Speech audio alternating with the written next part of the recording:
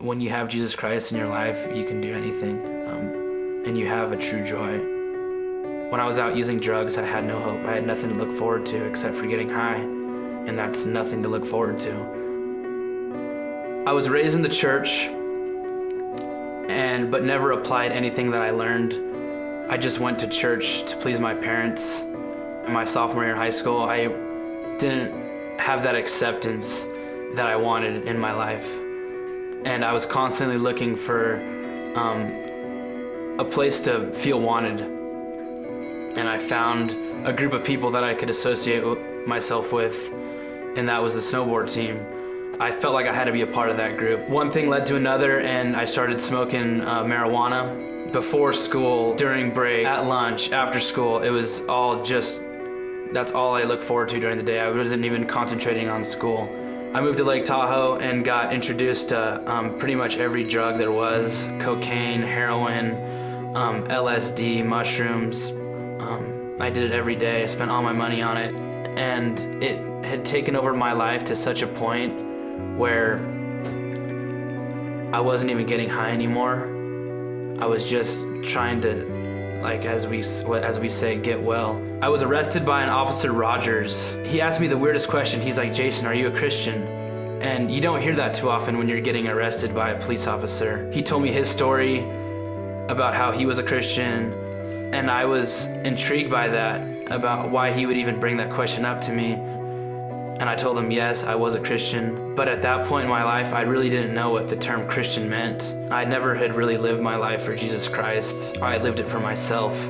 He booked me into jail, and I was released about 6 days later, pretty much in full detox mode. There's the saying, out by 8, in a spoon by noon, and that was so true for me. I was out of jail at 8 o'clock, and I was doing heroin 2 hours later. There's always that thought in the back of my head, like, I need help, but I'm gonna be withdrawing. You're so scared to tell somebody the truth about what you're doing because you know how it's gonna affect them and how it's gonna make them worry.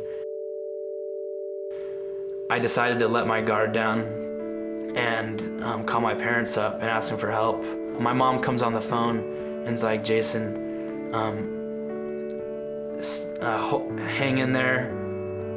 We're gonna find something for you. Call us back in a few days." And I was like, thank you, God. Like, I had reached the point in my life where I was so sick and tired of having the drugs control my life. She had heard about a program through one of her friends called Teen Challenge. I was accepted. I found out about it while I was in jail, and I instantly felt this huge burden lift off my shoulders. My parents picked me up from jail at like 5 in the morning and drove me straight to Teen Challenge. I didn't know how fast the transition was gonna be from one day being in jail to the next being into a 12-month-long discipleship program where all you are taught about is God and His love and all the promises that are in the Bible that He has for us. I guess I was overwhelmed at first. After being there for a few weeks and seeing the love that all the guys had for each other, and as you're living with 16 to 20 dudes, it's hard for everyone to get along, but at the end of the day, you always go to bed in a good mood. We have such structure in Teen Challenge, and there's like zero temptation while we're there. I'm scared when I get out what God has planned for me. I know that it's a sin to worry, but in the same sense, it's like a natural thing for me to worry about the future.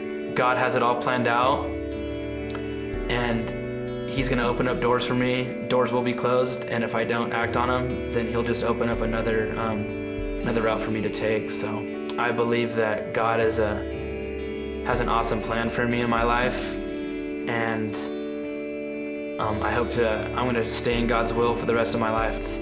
It's awesome to see the work that God is doing in the teen challenges around the world. I'm Jason Colin, and that's my story.